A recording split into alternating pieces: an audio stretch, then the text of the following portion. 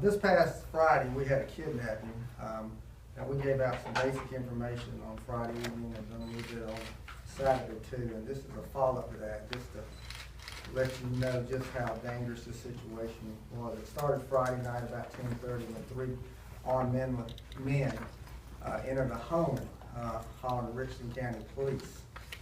In that home was a 17-year-old victim, Mr. Rice. His stepfather was also home. The stepfather was able to hide behind a door and observed the three gunmen that had masks on, who were all armed, and he watched them forcefully take his stepson, put him in a car, drive off, and also steal their family car also.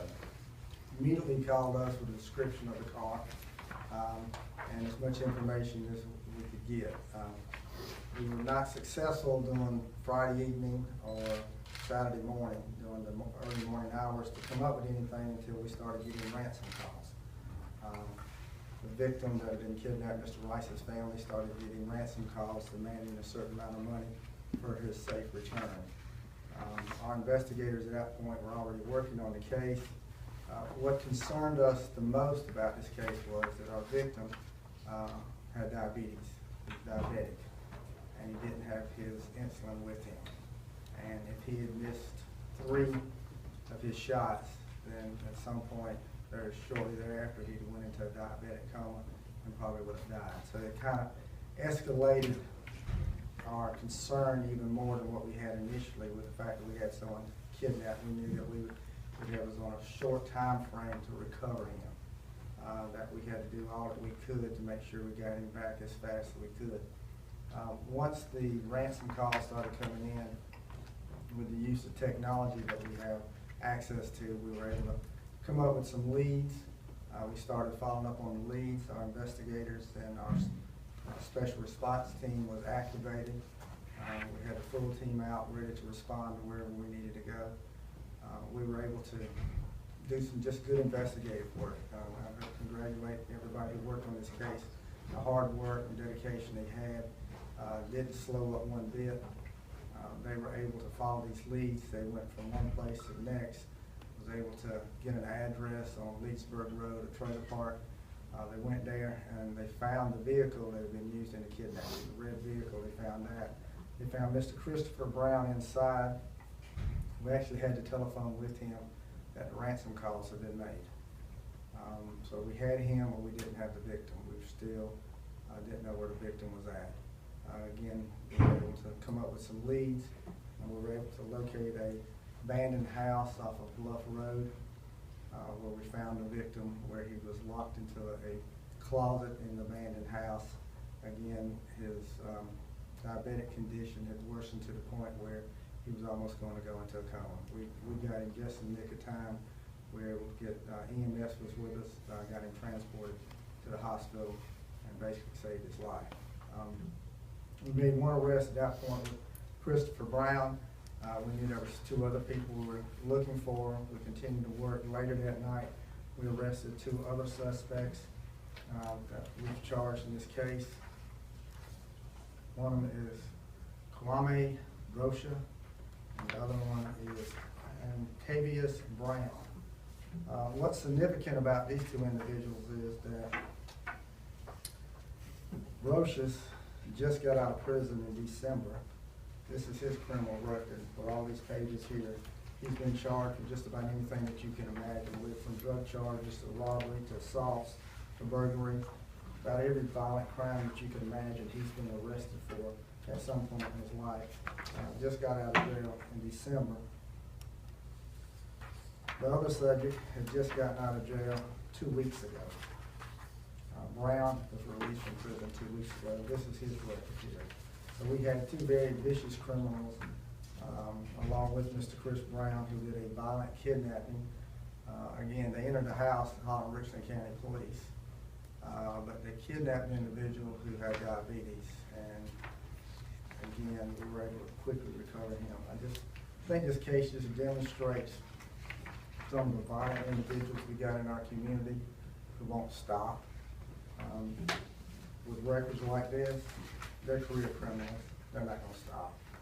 And hopefully with this arrest that we were able to make Saturday and the significant charges we've got on them, hopefully they'll go away for a long, long time. At least these two, and possibly Chris Brown too. But we dodged a bullet with this kidnapping with this victim. The ransom was being arranged not to be paid until later that night. Our victim would not have made it that long. He wouldn't been able to live. And I don't think they were really concerned about him living or not. They were concerned about the money that they were asking for as ransom. Questions? Did the victim know the perpetrators? At this point, we don't think so. We're still looking into it, but we don't think that. We think he was targeted, and we haven't determined why he was targeted at this point. What amount of ransom were they asking for? $20,000 cash. Has anything like this ever happened before? We've had kidnappings before. I mean, this brazen? This, probably so. But again, what escalated this was the condition of the victim. You know, we've had plenty of kidnappings here in Richland County. We've worked over the years. But I have one where the time was of the essence, where we had an individual whose health condition was to a point that we knew we could not drag it out. A lot of times you want to do different things. You try to negotiate with the kidnappers. You try to get to do a drop and stuff. We just didn't have time to do that. We had to move fast, and we were able to move fast. And again, I credit all the people here who worked on this case. They put the time and effort in it to find him, and they did. They found our victim and saved his life. Well, how can you say about what the condition of the victim is now? Is he's home? Is he doing all right? He's fine now. He's fine. Once we recovered him, found him, got him transported to the hospital by EMS. He got the medication that he needed. But again, without that, you know, anybody's familiar with those who've got diabetes, how often they need their medicine, and he needed it, and he'd already missed 3. That's 3 of those doses that he was supposed to get on a regular basis. He missed 3 of them, and he was at that critical zone. The 2 suspects, are they longtime friends or met in prison or? We don't know. We got 3 of them, and we haven't pieced together exactly how they got together and came up with this plan. So they've got some type of relationship. They wasn't strangers. They knew each other. They've probably done other crimes before. So we're looking at everything now to see what we can tie them to.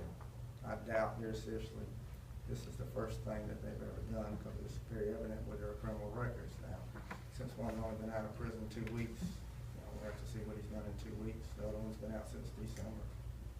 Do you kind of commend the job of the stepfather in kind of staying hidden and reporting as much as he could and observing, or would have rather him intervened if he could? No, I don't think he'd been able to do anything except for get injured if he'd intervened. These were heavily armed individuals who used violence to commit the crime. If he would have intervened, then no doubt he probably would have been shot.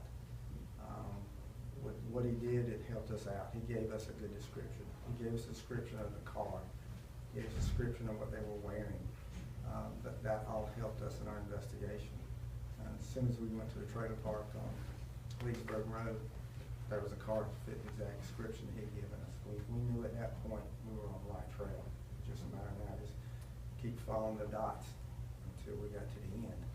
And we were able to do that very quickly and recover the victim. Is there any indication at this point why exactly this victim and this family was targeted by these 3 men? That's what we're looking into now, to see why they did target them.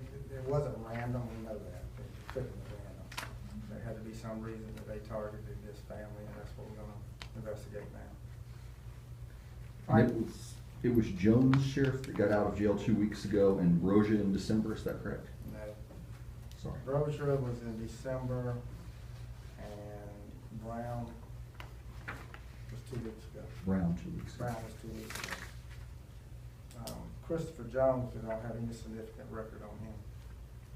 He's kind of at this point, the odd man out with threesome, and that he doesn't have a very lengthy record like the other ones do. And the record's just not minor traffic offenses. We're talking about violent crimes that they've committed in the past. Is there pretty much an indication he was in this closet the entire time that he was in custody, taken in by these men, or? Yeah, we feel that once he was kidnapped, he was put in the trunk of the car, and he was taken to this abandoned house, and he was, locked into a, when I say he was locked into a closet, he was put in that closet where he couldn't get out. We had to, that's the special response team had to knock doors down to get to him, to get him out. So, yeah, he couldn't got out on his own by any means. How was he restrained? Do you know if he was just tied up? Yeah, he was restrained Mhm. where he couldn't get out. Was he injured aside, obviously the diabetic condition, was he injured aside from that? And being scared to death that you're gonna die. Hmm. That's, to me, that's injury right there. That's a Absolutely. mental injury. You have armed people take you out of your house, throw you in the trunk, throw you in a closet and lock you in there and tell you they're gonna kill you. That's injury. All right, thank y'all. Sir?